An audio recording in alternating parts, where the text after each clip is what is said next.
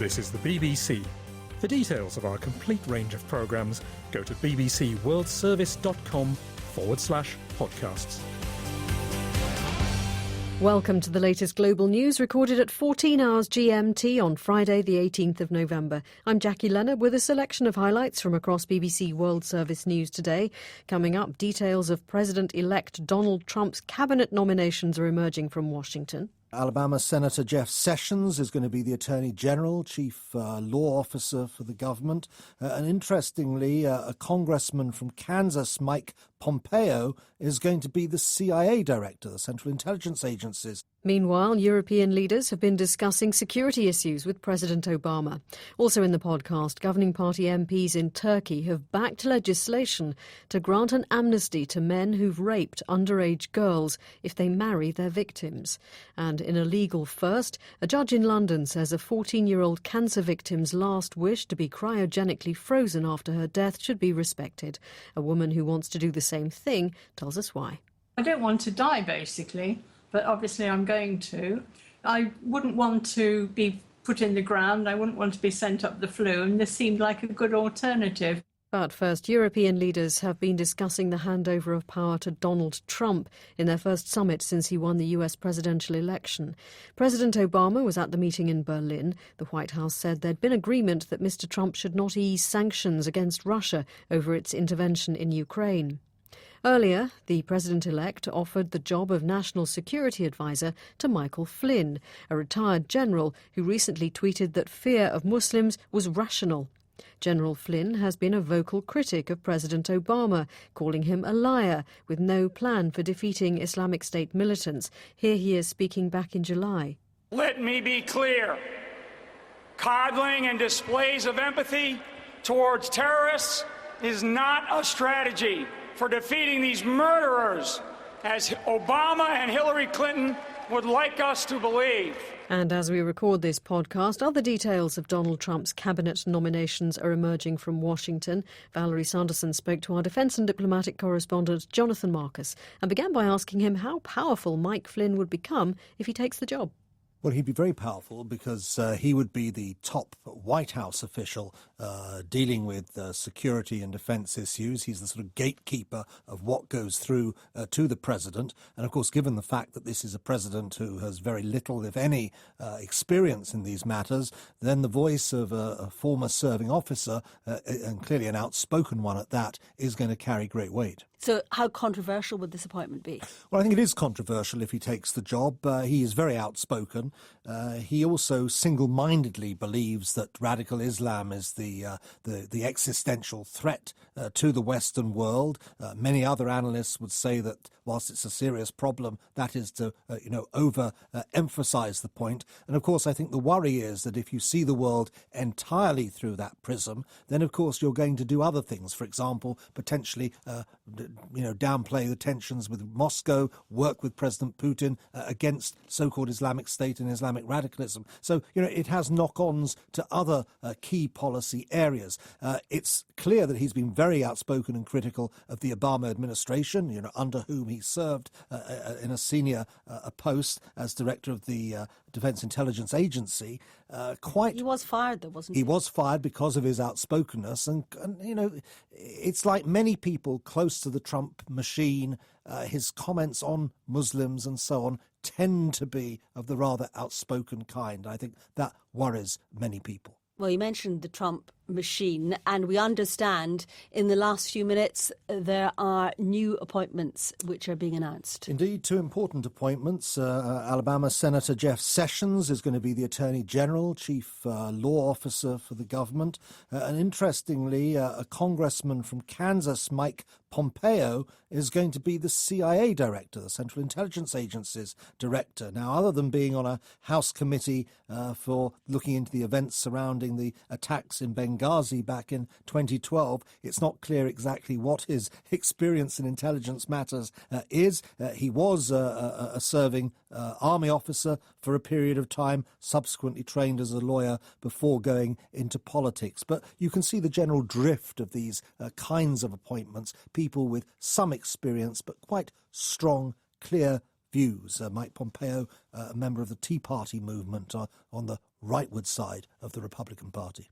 That was Jonathan Marcus. Lithuania has warned that the Russian President Vladimir Putin may test NATO in the weeks before Donald Trump takes up the job as US President. The Lithuanian Foreign Minister Linas Linkevičius has said he's very afraid for the Baltics and other regions, as well as for the Syrian city of Aleppo. Our Europe correspondent Kevin Connolly reports from the Lithuanian capital, Vilnius.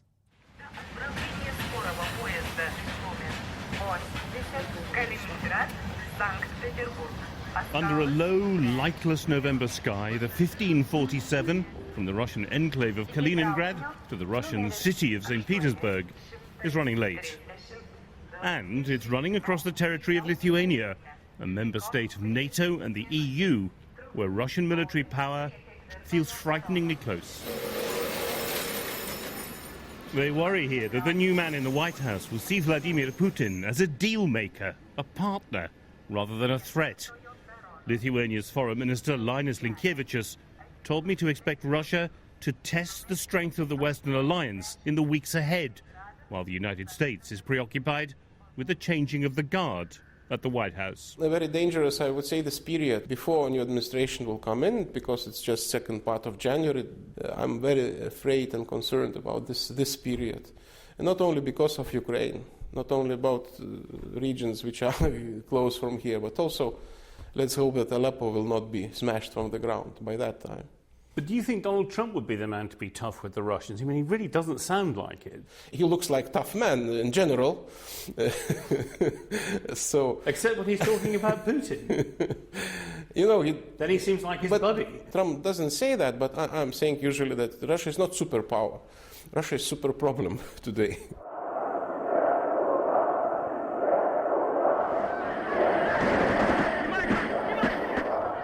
It's only 25 years since Moscow ordered its tanks into Lithuania to crush peaceful protests for independence. The countries were both part of the Soviet Union then, but the opposition politician Gabrielis Landsbergis says that makes no difference. His country, he argues, remembers the lessons of history. I still remember tanks rolling, the sound of the tanks rolling through the streets of Vilnius. So my generation, even though I'm 34, we still do remember when Russians were here as a Soviet army, but there were Russian troops who actually were invading our country. Obviously, the countries that didn't experience what Soviet Union was capable of or what Russia is capable of course, for them, the questions are more of an ideological manner, maybe. For us, it's general security. Росрадио ЛТ. Lithuania worries too about the propaganda power of Russian broadcasting. It recently suspended one Russian TV station's license. It feels here as though a Cold War is quietly raging. But this may be necessary to mention, let's skip the second point, that the Russian Federation mass media, basically starting from 2006... At a Lithuanian defense briefing, Major Linas Igelis talked me through a new government pamphlet that tells people what to do if the Russians invade. Just guidances in a book, but some tangible things, how to survive in reality, just to show by examples. Aren't people going to find it a bit alarming because it makes it sound like the Russians are coming? Yes, and this is some kind of alarm, but maybe not a coming, but the potential threat is growing, and it's growing with every day. The St. Petersburg train left a little late in the end, swallowed up in the gloomy distance of early evening. Lithuania's leaders are left to hope that Donald Trump doesn't believe that the threat from their Russian neighbours is receding too. That was Kevin Connolly in Vilnius. Government MPs in Turkey have backed a bill that would allow men accused of raping underage girls to be cleared if they marry the victim. The government has called it a one-off amnesty for those who may not have realised they were having sex illegally. Mark Lowen has the details. Late last night, MPs from the governing AK party suddenly supported a bill to grant a one-off amnesty to men accused of raping underage girls. It stipulates that if the man were to marry the girl, his conviction would be quashed and his trial dismissed. The aim, says the government, is to allow those who may not have realised they were engaged in underage sex to marry. But women's groups say it would pardon men who knew very well what they were doing and would legitimise rape in a country where abuse of women has soared in the past decade. That was Mark Lowen. The German car maker Volkswagen says it will cut 30,000 jobs to help invest more in electric-powered and self-driving vehicles. VW's chief executive, Matthias Müller, described the move as the biggest modernisation programme in the company's history. Theo Leggett reports. Volkswagen is attempting to reinvent itself in the wake of last year's scandal over emissions testing, which is expected to cost the company at least $19 billion. The job cuts, which have been agreed following months of negotiations with trade unions, are part of a plan designed to save $4 billion a year. 23,000 posts will go in Germany alone, although there will be no compulsory redundancies. At the same time, 9,000 new jobs will be created as the company invests heavily in advanced technologies, particularly electric cars. That was Theo Leggett. It's a decision that raises profound ethical and moral issues. In a legal first, a High Court judge here in London has ruled that a 14-year-old girl who was dying of cancer should have her last wish respected, to have her body cryogenically frozen in the hope that she'd be revived in the future. Richard Hamilton reports. The case went to the High Court in September because the girl's father, who'd made little contact with her, had originally opposed her wishes. The ruling was made in October, but reporting restrictions have only just been lifted. The girl's identity has not been revealed. This is what she wrote to the judge before he went to meet her in hospital. It's been voiced by a BBC producer. I am only 14 years old, and I don't want to die, but I know I am going to die. I think being cryopreserved gives me a chance to be cured and woken up, even in hundreds of years' time. I don't want to be buried underground. I want to live and live longer, and I think that in future they may find a cure for my cancer and wake me up. The family's lawyer, Zoe Fleetwood, says the case is more about family law than setting precedents regarding the ethics of cryopreservation. By the 6th of October, the girl knew that her wishes were going to be followed, and that gave her great comfort. And very sadly, she died on the 17th of October, and so she had those last few days knowing that her wish was granted. But the case was not about the rights and wrongs of cryopreservation. In accordance with the children's cases which go before the courts, this case was about the child's welfare and her wishes being followed, and it was found that her agitation would be reduced on the granting of her wish. Cryonics patients are in a sense refugees from the present to the future, and they do this in order to stay alive. Dr. Anders Sandberg is a computational neuroscientist and a researcher at the Future of Humanity Institute at Oxford University. He says we are still a long way off from being able to bring someone back to life. We are currently rather far from doing the necessary repairs of the cell level that would be required to actually save somebody who's been cryogenically stored. So as yet, it's an experiment where the answer is going to happen relatively far in the future. The nice thing is, of course, that the cryonics patients actually can afford to wait. Nothing is happening when you store at liquid nitrogen temperatures. But at present, we're struggling to make sure that we can repair smaller tissues. But even if all our cells, memory and personal identity are preserved for the future, everything in the world around us would have changed beyond our imagination. And that, for most of us, is a very frightening thought. That was Richard Hamilton. Well, it seems some people aren't frightened. Chrissy de Rivaz from southwest England has paid to have her body cryogenically preserved. Valerie Sanderson asked her why. I don't want to die, basically, but obviously I'm going to. I wouldn't want to be put in the ground. I wouldn't want to be sent up the flume. This seemed like a good alternative. Yes, I won't know anybody, or unless John's successful as well. John's my husband. We're both being frozen, but won't be at the same time. At least I hope it won't be. We shall come back together at some point in the future, probably the long-distance future. It may not work, of course, but in that case I won't know anything about it. And you would want to come back at your own age, which is what? 76, and I don't want to come back as a 76-year-old. I want to come back with a much younger body. If they can repair the cells, then they should be able to repair the damage that's been done, both from why I died and also from the actual freezing process. So you really want another go at living? I do, yes. Who wouldn't?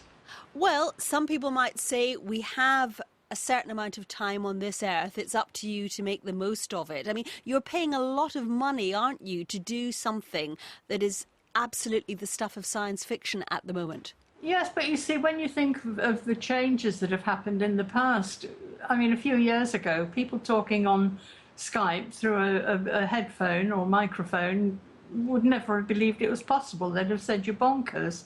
But we are doing it, and I mean, we're doing it all the time. So, you know, I don't think there's any way you can say never. Never say never, I usually put it. What do your family think of it, apart from your husband, who's obviously wanting to do it too? The boys think they're reasonably sympathetic. They wouldn't want it for themselves. One of them suggested I was bonkers, but I said, well, you've always known that. And they said, well, what happens when you die? And I said, well, I shall be taken to America and frozen. And you can only do this in America. Tell us about the costs. It's $28,000 to be frozen for however long it takes, plus another £8,000 to £12,000 to get us there. We have a funeral director in Britain who will transport us.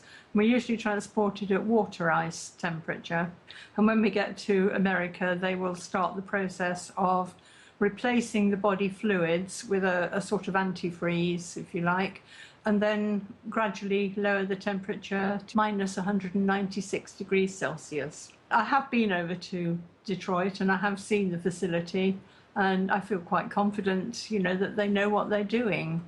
That was Chrissy de Rivaz. You're listening to Global News, the best stories, interviews and on-the-spot reporting from the BBC World Service. Remember that every weekend you can hear a review of the week's main news stories and why they matter. That's in the world this week. And here's Johnny Diamond to lure you in. Money, money, money. There's a lot of it in the world this week. As India grapples with the withdrawal of most of its banknotes, we'll talk to our Delhi correspondent about how people are reacting to a move designed to hit the rich, which seems to be hurting the poor most. And in Moscow, the economy minister is arrested and charged with corruption, but suspicion and scepticism surround the move. Our correspondent there peers into the murky world of Kremlin politics. The UN declares 14 million people at risk in northeastern Nigeria. Our correspondent has been there and tells us how and why it's got so bad, and why the residents of Venice are marching with their suitcases as the tourists keep coming. Thanks, Johnny. That was Johnny Diamond, and you can hear more from him in The World This Week, broadcast on Saturdays and Sundays and available to download from our website. Bangladesh has reinforced its border to prevent an influx of Rohingya Muslims from Myanmar, where dozens of people have been killed in clashes with the army. Charles Haviland reports. Violence has spiralled in Myanmar's Rakhine state since the government blamed Rohingya militants for deadly raids on police posts last month. Myanmar's military has gone on the offensive, killing scores of Rohingya and sending thousands of people fleeing. Reports say some Rohingya were shot while trying to cross the Naf River into Bangladesh. Though some have arrived in camps across the border, Bangladesh has pushed others back. It is now doing more to bolster its border guard against the continuing influx. That was Charles Haviland. The former president of the Philippines, Ferdinand Marcos, has been buried in the country's National Heroes Cemetery nearly 30 years after he died in exile in Hawaii. The decision to allow the service to go ahead has proved controversial, as Michael Bristow reports.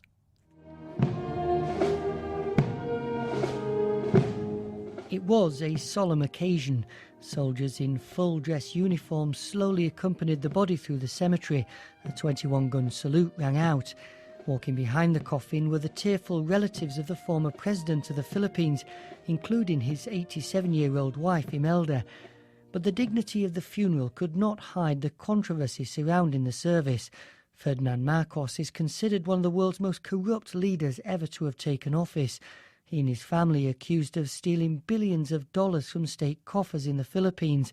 While in power, Mr. Marcos declared martial law and used violence against his political opponents. He was swept from the presidency following popular protests in 1986, dying in exile in Hawaii 3 years later. In an indication of the anger still felt by many towards their former leader, riot police guarded the perimeter of the cemetery to keep out protesters.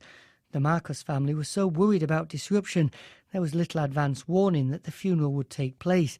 The body had to be brought in by helicopter. Leni Robredo, the vice president of the Philippines, said they'd come like thieves in the night. But it had been her own boss, the president himself, who had approved the burial in the first place. Marcos does not deserve a hero's burial. Later on, protesters gathered to show their opposition to the funeral, but by then it was too late. Ferdinand Marcos had finally been laid to rest. Michael Bristow reporting. The English Premier League is so popular in China that its broadcast rights just became more expensive there than anywhere else in the world outside the UK. The Premier League has agreed a major new deal for its TV rights with a Chinese video streaming service, which could be worth up to $700 million. Dan Damon spoke to Simon Chadwick, Professor of Sports Enterprise at the University of Salford in the northwest of England. English football has changed dramatically over the last 20 or 30 years. If we go back to the late 80s, early 90s, more than 50% of the money that clubs earned came from tickets, whereas now the situation has completely changed. More than 50% of the money they earn comes from TV rights. And so there is an argument that if you let people in for free, it creates an atmosphere, there's excitement and tension and drama, and it just adds to the televised product. So that's an argument I've heard many times. Tell us about the Chinese company behind the deal. Well, for people around the world, if you can imagine your local electrical high street retailer. So, for example, in Britain, it's Currys. Suning is the equivalent, the Chinese equivalent of Currys. Possibly what Best Buy in the United States. Just so this kind of thing. They sell TVs and computers and laptops and phones, this kind of thing. But they're a hugely ambitious company in sport, particularly football. They not only have acquired the Premier League TV rights, they also own Jiangsu, which is a Chinese Super League club, finished second in the Super League this year, and also hold a majority shareholding in Italy's Inter Milan as well. What will the Premier League do with the money? Well, obviously, in the fullness of time, this will trickle down to clubs and to presumably grassroots initiatives. Obviously, we've seen a new domestic deal in the Premier League this season, and as a consequent explosion in transfer fees and player salaries. So that this will be part of that overall process of more money for clubs to spend on players and whatever else. But as I say, I think the Premier League is also involved in a series of grassroots initiatives. It has a relatively equitable distribution of funds compared to many other leagues, and so they'll be looking to distribute it across relevant stakeholders. The Premier League itself, obviously, as an entity, as a business, and this is revenue for them. It's part of their turnover, and presumably it will affect the profits that they make. And soccer's doing better and better in China. I think Chinese coaches are coming to the UK for training, for example. But what about the fans? I heard there's a kind of loyalty problem, that they'll only support the winners, whereas as people like myself, who I support Southampton, for example, who've had good and bad times, you have to stick with it. You can't just stop. But in China, they do. They just move from the one successful team to another. I share your pain. I'm a Middlesbrough fan, so I was born with pain. I'll die with pain. And that's very different. I think what we have in particularly in Europe is this cradle to grave fandom that isn't necessarily there in China. In commercial speak, you get a lot of brand switching. So certainly the research that we've done as a university in China shows that success is a very, very important part of the teams that fans support.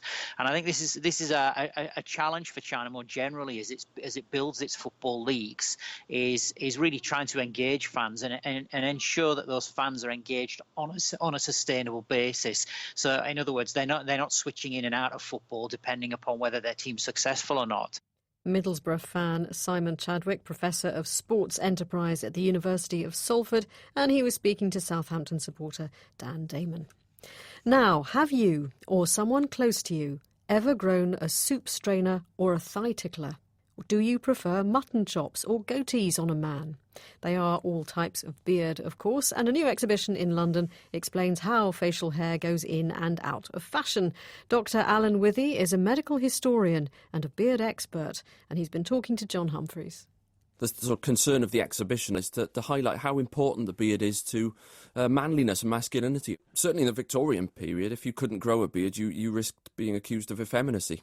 There's all sorts of products that you can buy, so important that you could buy, for example, all the pastes and lotions and potions of beard restoratives to help the growth, but even the mechanical beard I found a patent for. There's a patent in the British Library for a contrivance made of all sorts of springs and wires, which is effectively a hairpiece with whiskers attached, so if you couldn't grow one, it's a beard wig. What? Sounds lethal. But are there any real health implications from all this? What's interesting is there's certainly some correlations between what the Victorians believe and what we're finding out. So, for example, the Victorians believed that there are all sorts of health benefits to wearing a beard. That includes keeping your face warm in winter. It's believed that it stops dust and all the germs and rubbish going down your throat, giving you chest infections and throat infections. And in fact, they say it protects from the sun. And a recent study found that beards actually do. They have an SPF of around 21, apparently. It's all centres around, really, what's the purpose of the beard? And that's sort of one big question, really. Does it have a health benefit? And periodically studies come out, like the one, say, with the sun factor, that it also protects the skin. It keeps the skin soft. The Victorians argue that it sort of lets the good air come through to keep the skin clean, but it keeps the bad stuff away. That was Dr. Alan Withy, who is a beard expert. The exhibition, The Age of the Beard, Putting on a Brave Face in Victorian Britain, is at the Florence Nightingale Museum until April next year.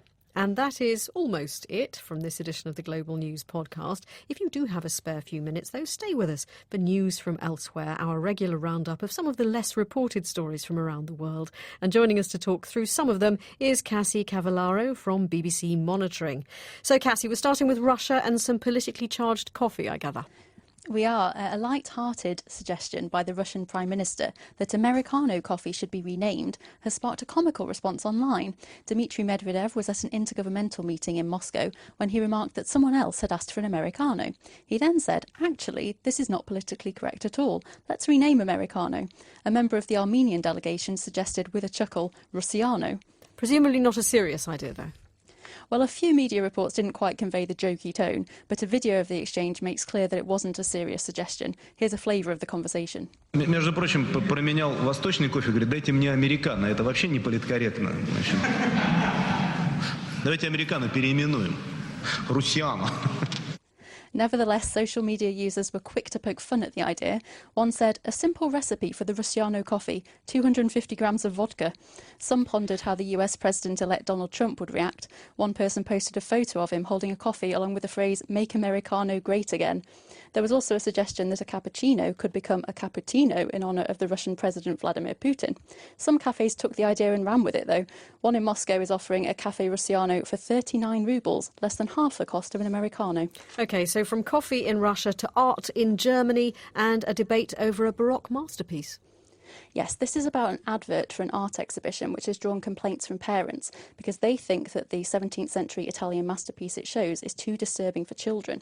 Residents in the town of Heppenheim in central Germany were horrified when a poster showing Judith slaying Holofernes went up on a local advertising column. The painting is the best-known work of early Baroque painter Artemisia Gentileschi, and it's in town for an exhibition at the nearby Wiesbaden Museum. It features a rather graphic Old Testament scene, the Israelite heroine Judith cutting off the head of an invading Assyrian general. The motif was popular among Renaissance and Baroque artists, but some locals think it's unsuitable for a public place. One mother says it shouldn't be on a school route at the eye level of children because it could give them nightmares. OK, so is the museum backing down? Well, its director, Alexander Clark, defended the poster, saying many traditional images could be similarly criticised, including those showing the crucifixion of Christ. He says the painting aims to arouse pity and get people to think about the nature of cruelty. The museum won't be taking the posters down immediately, but says it will gradually remove around 1,000 of them from across the region as their leases run out. As for the one in Heppenheim, it says it could be moved slightly higher out of children's view. OK, and I will tweet a picture of that, and if you're of a nervous disposition, don't look at it. Now, staying with a theme, sort of, we're off to Japan and some financial help for female students. Yes, one of Japan's most prestigious universities is offering rent subsidies for female students in the hope of improving the gender balance among its intake. The University of Tokyo will shell out $270 per month towards each student's housing costs from next April, with the support lasting for up to 2 years. At the moment, only 20% of its applicants are female, and a smaller number are accepted after entrance exams. The university says attempts to encourage more to apply through visits to secondary schools have made little difference, hence the new strategy. And this has been prompted by concerns from parents. Yeah, apparently parents often raise concerns about finding safe housing for their daughters if they were to leave home to study. So in response, the university is seeking out about 100 apartments close to the campus that meet both safety and earthquake resistance standards. To be eligible for one of the subsidised apartments, a student's family home must be more than a 90-minute commute from the Kamaba campus, which is where all students spend their first 2 years.